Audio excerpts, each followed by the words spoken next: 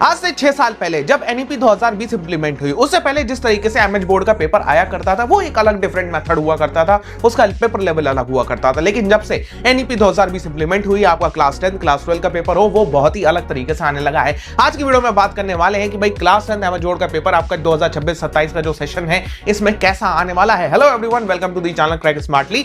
तो भाई आज की वीडियो में हम लोग डिस्कस करने वाले हैं और हम ये पूरा डेटा बेस पे डिस्कस करेंगे। हमारे पास में हिस्टोरिकल ट्रेंड्स है 2021 से 2026 के, हमने ट्रेंड्स लिए हैं कि भाई किस तरीके से आपका पेपर आया, आपका साइंस 1 साइंस 2 मैथ्स 1 मैथ्स 2, आपका एसएसटी 1 एसएसटी 2 का पेपर जो है, आपका एसएसटी का इतिहास का ज्योग्राफी का किस तरीके का पेपर आया है, और आपका लैंग्वेजेस में मराठी वगैरह का कैसा आ सकता है उसकी भी बात करेंगे।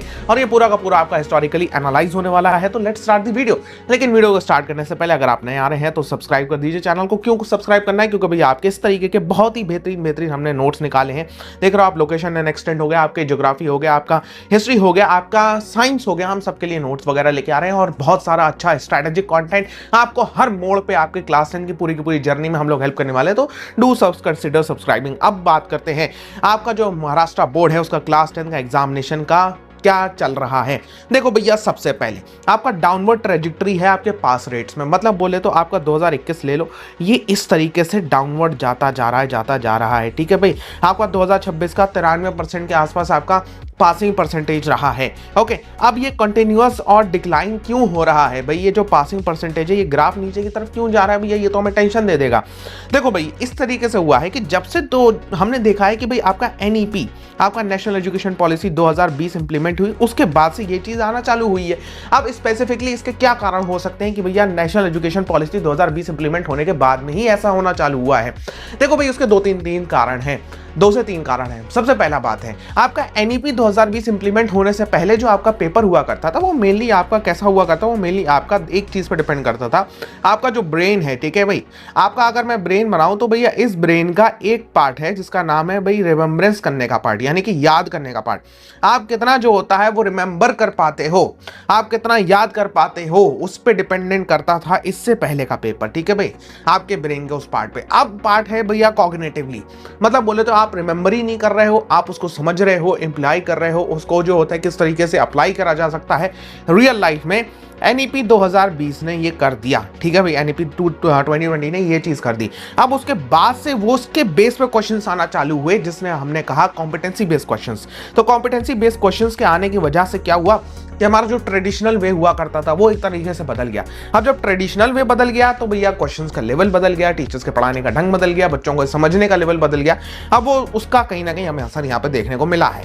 अब अगर बात करें हमारा 2025 की बात करें कि भैया कितने बच्चों ने जो होता है 90% से ज्यादा स्कोर करा है। देखो भैया 2025 में जो होता है 5.50%, यानी कि आपके 81,809 स्टूडेंट्स थे जिन्होंने 90% से ज्यादा स्कोर करा था। 2026 इसी साल की बात करते हैं, 65,000 बच्चों ने जो होता है आपका 90% से ज्यादा स्कोर करा है। मतलब बोले तो आपका ये भी परसेंटेज कम हो रही है।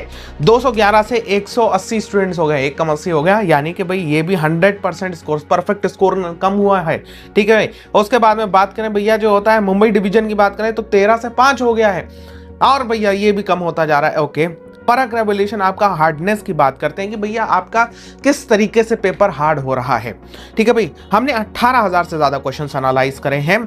अब आपके क्लास 10 के 18,000 question in the term of last 5 years वो हमने एनालाइज करे। अब हमने जब एनालिस करा तो हमने ये पता चला कि भैया आपका जो एसएससी एग्जामिनेशन है उसमें 54% हार्ड है, 30% मीडियम और मॉडरेट है, 16% आपके इजी एंड डायरेक्ट पूछे जाते हैं। ओके, अब जो होता है यहाँ पे आपकी टेक्स्ट बुक की हमने परख करी है, टेक्स्ट बुक को हमने स्ट्रिक्टली एनालाइज करा है और उससे हमें ये पता चला है भैया। देखो, हमें पता चलता है कि भाई यहाँ पे क्या कहते हैं आपका थोड़ा सा रीजनली बेस पे भी आपका पासिंग रेट वगैरह हो रहा है।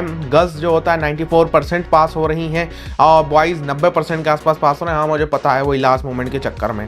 अब इसमें क्या है भाई, आपका देखें तो एक तरीके से जो मैंने बात करी कि भाई आपका पेपर लगातार हार्ड क्यों हो रहा है, क्योंकि हमारे कॉग्निटिव रिफॉर्म्स हुए हैं। कॉग्निटिवली हमारा जो एनईपी है उसने सब चीज को रिफॉर्म कर दिया है। आपका अब क्या कहते हैं, आपको सिर्फ समझना ही नहीं है, सिर्फ रट्टा नहीं मारना है, आपको उसको अप्लाई भी करना आना चाहिए, आपको उसको समझ के रियल लाइफ प्रॉब्लम सॉल्व करना आना चाहिए, ठीक है भाई। तो वो टीचर्स को भी समझाने में देर लग रही है। अब अगर बात करें भैया सब्जेक्ट वाइज आपके 2026-27 की बात करें तो भैया कैसा पेपर आ सकता है, ठीक है भैया, कैसा पेपर आ सकता है। आओ सिंपल सी बात है, हम जो होता है अब प्रिडिक्शन की तरफ जाते हैं। मैं ज़्यादा लंबा नहीं खींचूंगा कि भैया आपका किस तरीके का आ सकता है पेपर।